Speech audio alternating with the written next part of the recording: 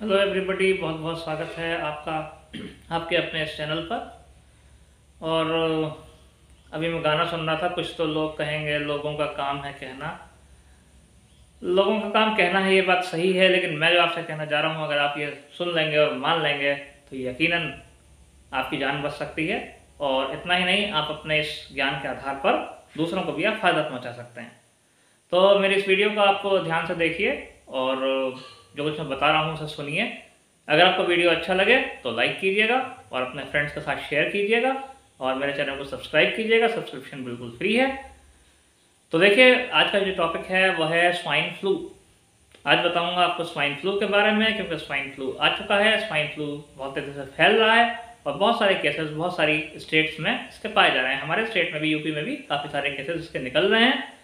अब रहा सवाल आंकड़ों का, तो आंकड़े अभी सामने क्यों नहीं आ रहे हैं, मैं इसके बारे में क्या कहूँ, आप खुद समझ सकते हैं कि क्यों नहीं आ रहे हैं। आएंगे, आंकड़े भी सामने आएंगे धीरे धीरे।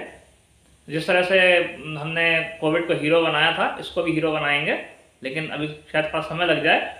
मतलब हर तरफ जैसे कोविड की चर्चा हुई थी, ऐसे इसकी भी चर्चा होगी। लेकिन इससे पहले कि मैं आपको आगे कुछ बताऊं, चलिए पहले मैं बताता हूं आपको कि स्वाइन फ्लू के लक्षण क्या होते हैं और स्वाइन फ्लू किसको हो सकता है, स्वाइन फ्लू कैसे होता है। यही सब अगर आपको जानना है तो आप इस वीडियो को पूरा एंड तक देखिए और मैं आपको बता दूं कि स्वाइन फ्लू का इलाज घर में आसानी से हो सकता है। इसके लिए हमेशा हर किसी को हॉस्पिटलाइज होने की, हॉस्पिटल में एडमिट होने की ज़रूरत नहीं है। तो देखिए क्या होता है। स्वाइन फ्लू एक वायरस से होने वाला फ्लू है। ये इन्फ्लुएंजा जो जुकाम का वायरस है, जिससे आम जुकाम बुखार होता है, ये उसी का टाइप है। और ये क्योंकि सुअर में पाया जाता था, इसकी सबसे पहले डिस्कवरी जो थी सुअर से हुई थी, इस वजह से इसका नाम स्वाइन फ्लू रखा गया है। अंग्रेजी में उसको, सुअर को स्वाइन कहते हैं, इस वजह से इसका नाम स्वाइन फ्लू रखा गया है। स्वाइन फ्लू एनिमल्स में, खासतौर से पिग्स में और बर्ड्स में होता है, लेकिन ह्यूमंस में भी अब ये पाया जाने लगा है। ह्यूमन में कैसा आया उसकी भी हिस्ट्री है, बस शॉर्ट में इतना ही कहूँगा कि हाँ, जो पिग खाते हैं शायद उनसे ही आया होगा। वो मैं आपसे अगले किसी वीडियो में बताऊंगा कैसे आया ह्यूमन में। और एक बार हमारे देश में ये एक पेंडेमिक का रूप यानी महामारी का रूप ले चुका है, एपिडेमिक का रूप ले चुका है। तो इससे पहले कि ये बढ़ जाए, चलिए एक बार फिर से सावधान हो जाते हैं। इसके लक्षण क्या होते हैं? तेज बुखार आना, सांस फूलना, निमोनिया जैसे लक्षण होना। बिल्कुल बहुत सारे लक्षण इसके ऐसे हैं जो कोविड के थे। और इसमें सबसे बड़ी सावधानी हमें ये बरतनी चाहिए कि हमें अपनी ऑक्सीजन समय समय पर चेक करते रहना चाहिए, क्योंकि इसमें ऑक्सीजन कम होने लगती है और हमको पता नहीं चलता।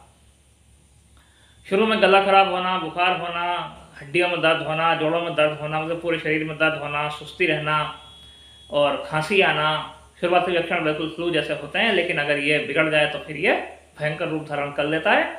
और अगर ये दिमाग में चला जाए इसका वायरस तो दौरे पड़ने लगते हैं, सीने में चला जाए, लंग्स में चला जाए तो नमूनिया डेवलप हो जाता है, वायरल नमूनिया। और इसका भी मोर्टेलिटी रेट है, हालांकि कम है। मैं कोविड से कंपेयर नहीं करूँगा, डेल्टा से कंपेयर नहीं करूँगा कोविड वाले, लेकिन फिर भी इसका अच्छा खासा मोर्टेलिटी रेट है। काफ़ी लोग इससे मरे हैं। वजह ये होती है कि आमतौर से डॉक्टर्स और हम लोग इस पर ध्यान नहीं देते। हम लोग सोचते हैं मामूली जुकाम बुखार है, कोई भी दवा ली खा ली। लेकिन अगर 5-7 दिन से ज़्यादा हो गए हैं, आपका बुखार नहीं उतर रहा है, तो आपको स्वाइन फ्लू के लिए टेस्ट कराना चाहिए। इसका टेस्ट है H1N1 या H1N3, दोनों इसके वेरिएंट होते हैं। इसका टेस्ट थोड़ा महंगा होता है, लेकिन जान है तो जहान है, टेस्ट तो करना ही पड़ता है।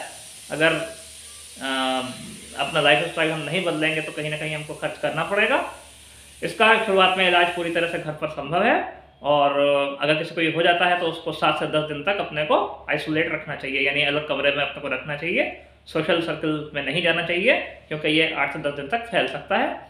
किसी को इन्फेक्शन होने के 1 से 4 दिन के अंदर अंदर लक्षण आते हैं। किसी को पहले दिन, किसी को दूसरे दिन, किसी को तीसरे दिन, किसी को चौथे दिन, जो इसका इंक्यूबेशन पीरियड होता है। इंक्यूबेशन पीरियड मतलब कि ये शरीर के अंदर सोया हुआ रहता है, फिर अचानक जागता है और लक्षण दिखाता है।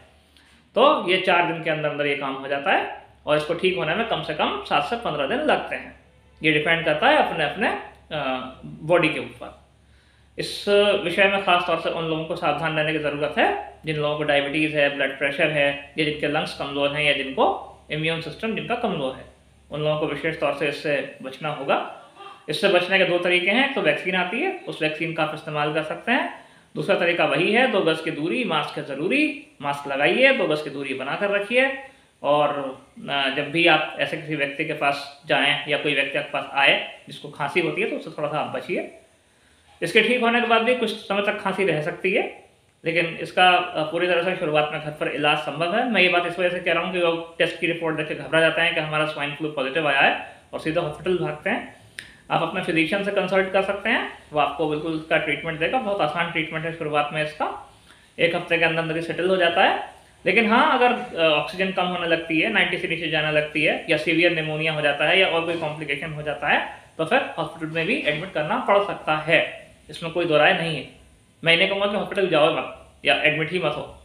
अगर ज़रूरत है तो एडमिट होना पड़ेगा, बिल्कुल नो डाउट, एडमिट बिल्कुल आपको होना पड़ेगा अगर कॉम्प्लिकेशन बढ़ते हैं तो देखिए, कोविड हमें बहुत कुछ सिखा गया है और वायरस से कैसे बचना है वो भी अच्छी तरह से सीख गए हैं। इसी तरह से हमें स्वाइन फ्लू से भी बचना है और इसे भी फैलने से रोकना है।